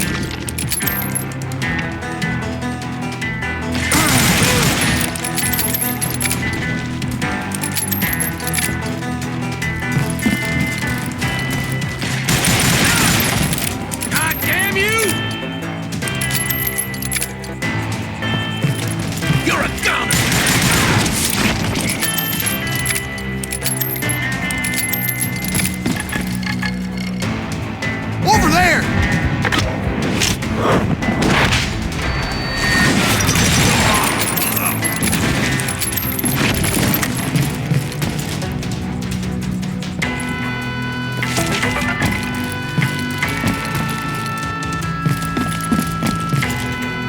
That's Silas Greaves! What the hell? Blam! Blam! He came away victorious, taking down those thieving Daltons.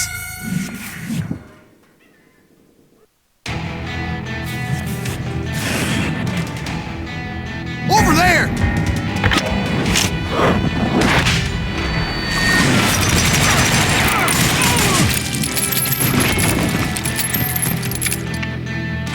That's Silas Greaves! What the hell?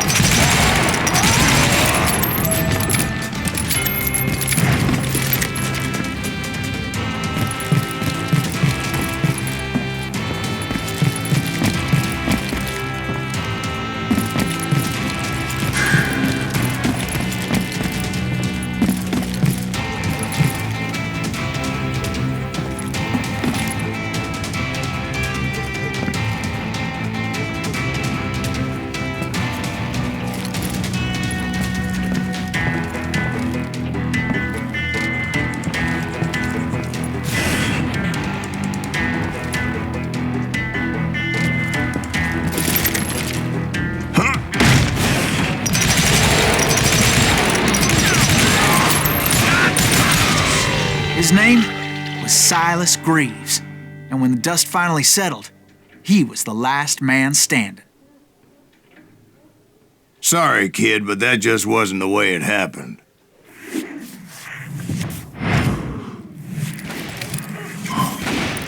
It was early evening, not high noon.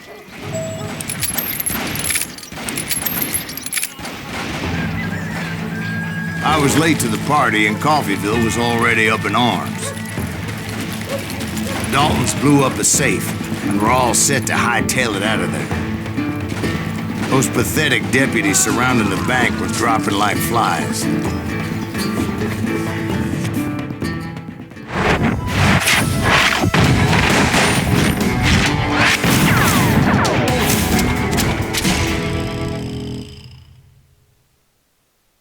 I had been tracking those jokers for months, waiting for them to do something reckless.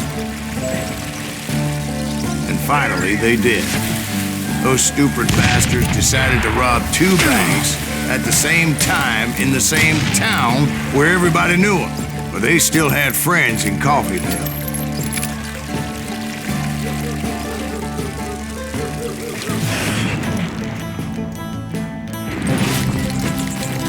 Keep shooting. I don't mind. Oh! What are you gonna do?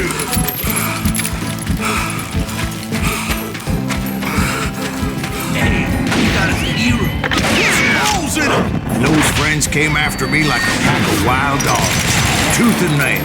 They were coming at me from all directions. Let's just do this!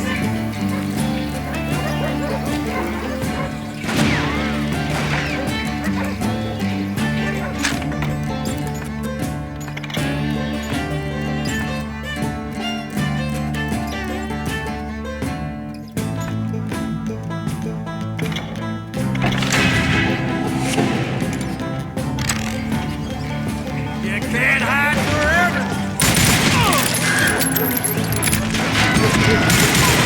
Don't let him live! Kill him! I caught sight of the Daltons running with the money and didn't want to lose it.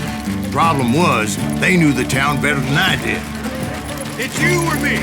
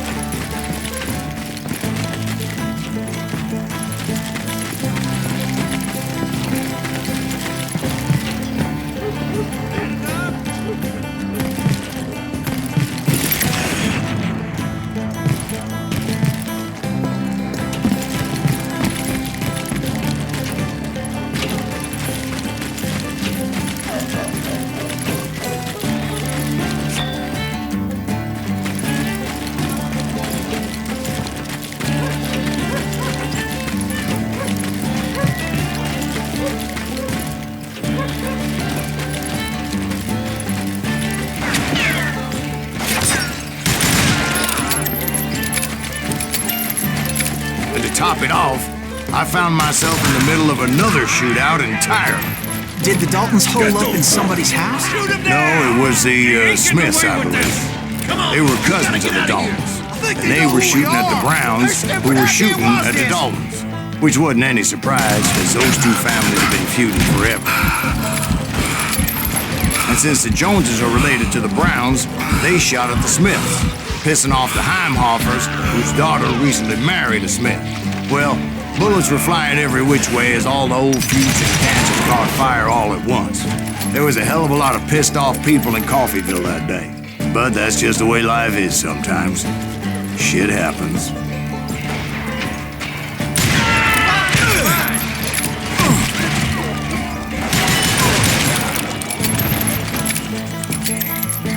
He's nothing but a coward!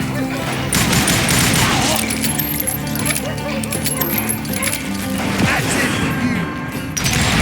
That gave me a goddamn headache! You maniac!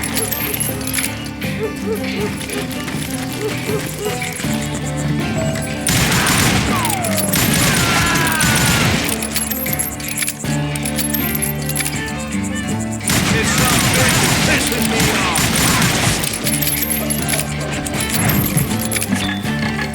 Come out, you yellow bastard!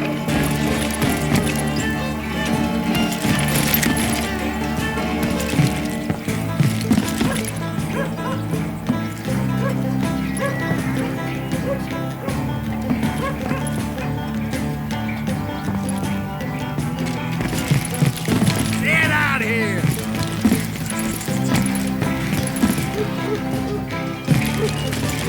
The Dalton boys knew I would never give up. Those Daltons weren't the sharpest knives in the drawer, but they always stood together. They set a trap to slow me down and allow at least two of them to escape. The third brother stayed behind to plant me, just in case that trap of theirs didn't work.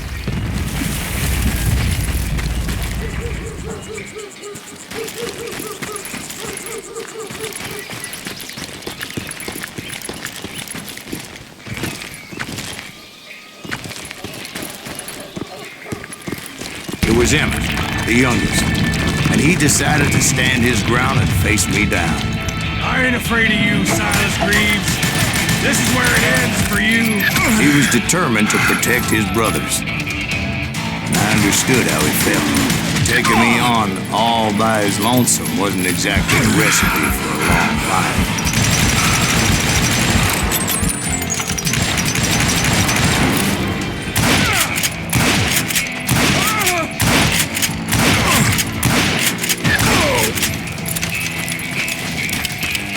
Send you to the homage!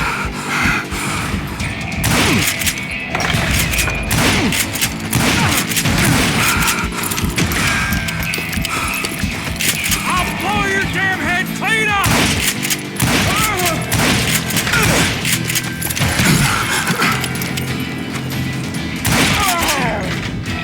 But Emmett Dalton survived the robbery in Coffeyville. He's the only Dalton who did. They say he was shot 23 times. Well, Dwight, who do you think put all those damn holes in him?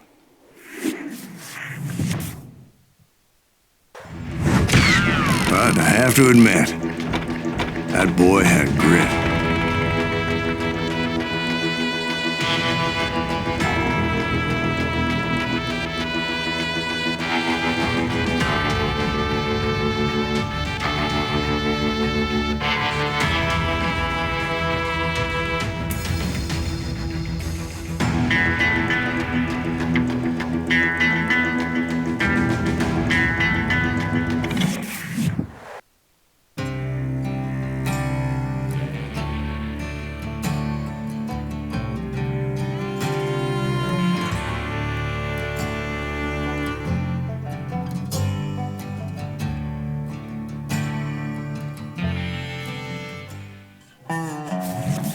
We'll get those suckers! It took me a couple of days to track the Daltons down. They can't get away with this! And in that time, a whole posse of local vigilantes offered to lend a hand.